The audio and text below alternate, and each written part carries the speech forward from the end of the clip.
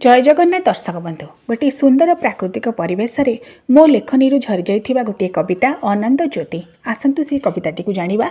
देखिछ कि केबे अनंत ज्योतिर विच्छुरित धारा अनंत असीम अणाकार अदृश्य से परम शक्तिर परम उच्च को हृदय अनुभव करिबार महासत्तारे निज प्राणसत्ता को मिसाई एक ओं तत्व अनुप्राणित होई पिंड को ब्रह्मांडर अधीश्वर संगे एकत्व बोधरे मिसाई देवार दिव्य अभिप्राय रे होइछ कि केबे उच्चाट उन्मत्त उच्छुक अभिप्सु अनिसंधिष्ठु ना बाक्रोध कंठरोध परी आत्मार मुक्ति लिप्सा को करिदेइछ